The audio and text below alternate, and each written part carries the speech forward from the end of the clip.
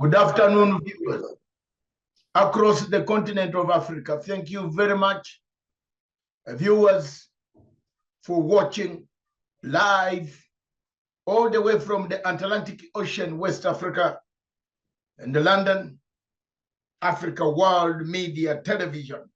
We bring to you topics that concern Africa. Mathanga Africa Perspective looks at what is shaping events in Africa. We report positively about our continent. We talk about it, we give solutions, we find obstacles, solve them where possible. Mahatma Gandhi said, peace, the only way is peace, and the peace is the only path. The only path is peace, and the peace is the only path. You look for the way. If you want to have peace, economic development, political freedom, democracy, you must have peace. A country without peace can never be at ease. Today, South Sudan is the topic. Have we lost hope? South Sudan got independence in 2011 after a bitter war between the North and the South. The North, of course, led by the Arab North Sudanese, and the South by the Black Sudanese of the South. That bitter war lasted for almost 30 years to 40 years. The racial discrimination by the North and the treatment of the North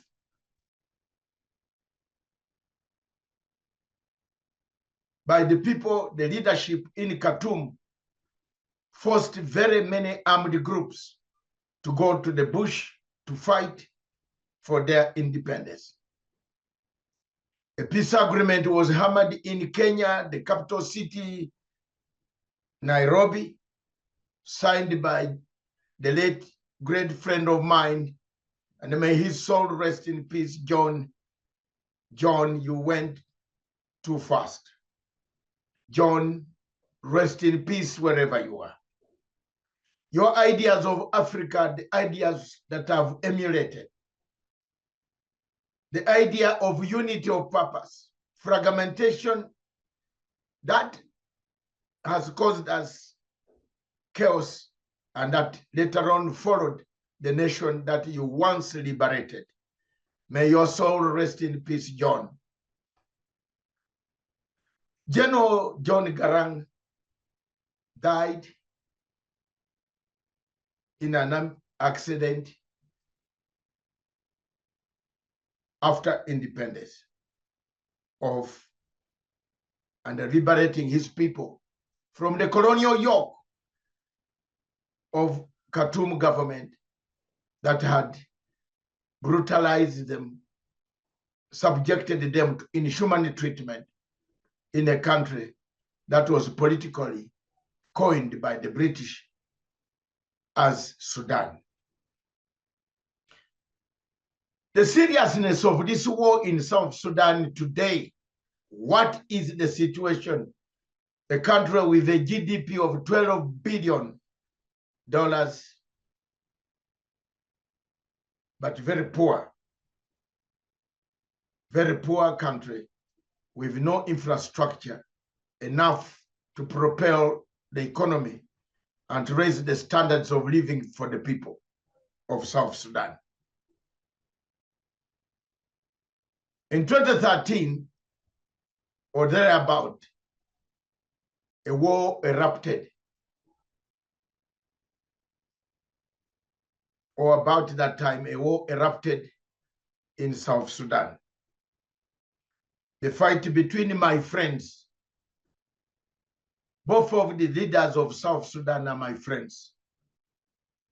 They are my friends in the sense that they helped me and helped us to secure a peace agreement, to secure peace that we see in my own country, Uganda, between 2005 and 2008 in Juba, South Sudan. I want to take this opportunity to thank both General Riek Machar and General, the President, His Excellency, Salva Kiir, the President of South Sudan. They encouraged us to sit on table. They encouraged the people of Uganda to find a long-lasting solution. And it is time for us also, the ones that you encouraged, to encourage you. The collapse of the Roman Empire after the death of Julius Caesar. And I remember Mark Antony came back and said he has to reorganize to stop the disintegration of the Roman Empire. Mark Antony and the other 3 people stood firm to reorganize the Roman Empire, to fight Brutus. Do we have too many Brutus in South Sudan? How many of them undermine each other? When can South Sudan people get that feel? The humanitarian catastrophe, the hunger, the many natural disasters that have come and hit this beautiful, beautiful country of beautiful people, the beautiful Africa. You can't talk about Sudan, South Sudan of Africa without talking about the beautiful Africa. I'm speaking like this with emotions. At times, tears want to come out. When I see the people from 2013 to date, there are people still on the run. There are people still without food, without shelter, without school, without medicine.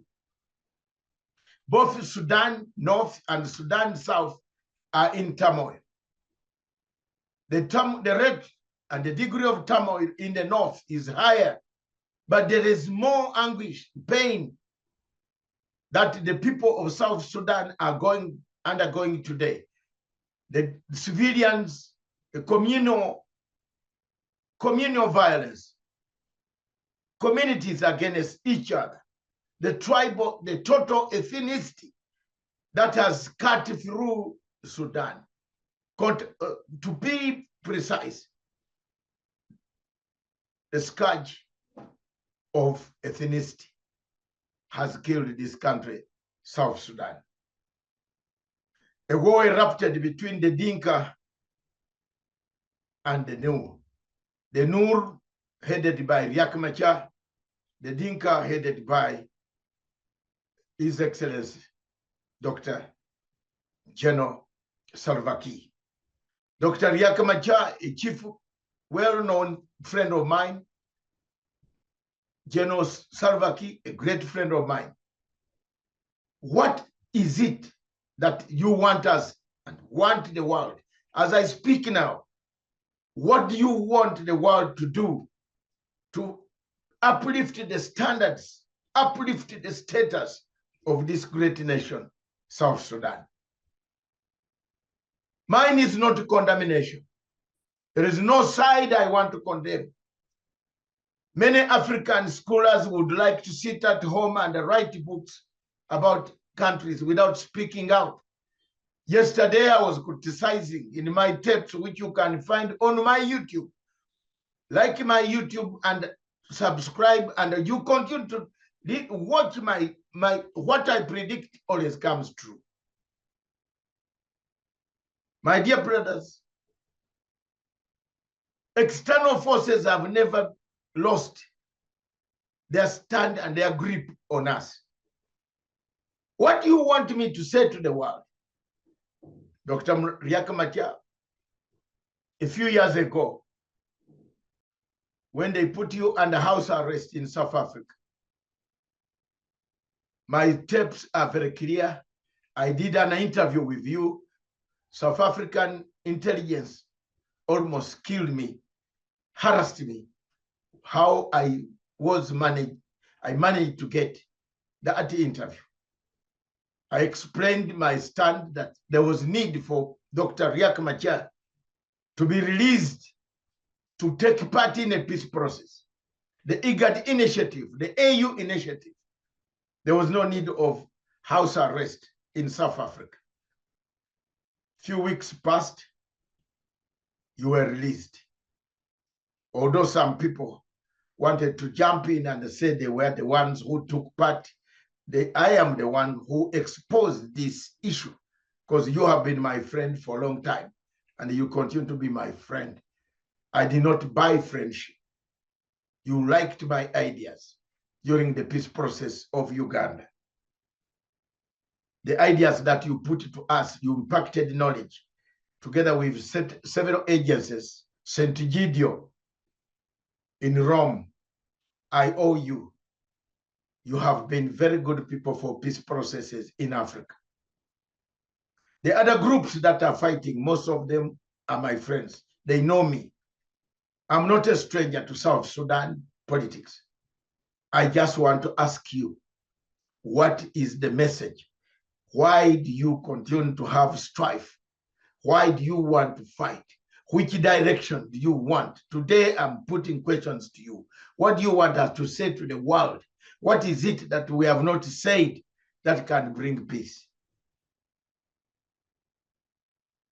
Mahatma Gandhi said, the way to peace, the path to peace is path itself. The way to peace is peace itself. You can look at his quote and understand, if you don't have peace, you can't have development, you can't have any international standing, nobody wants to talk to you, nobody wants to invest in your country. You have been fighting for all this time. You have been having squabbles. A few days ago, I saw a documentary on Deutsche Welle radio and TV by Dr. John Garanga's daughter. And this one put me in a very emotional, I watched it, how the children came back to narrate the story of their father. Some of us who are great friends of the father.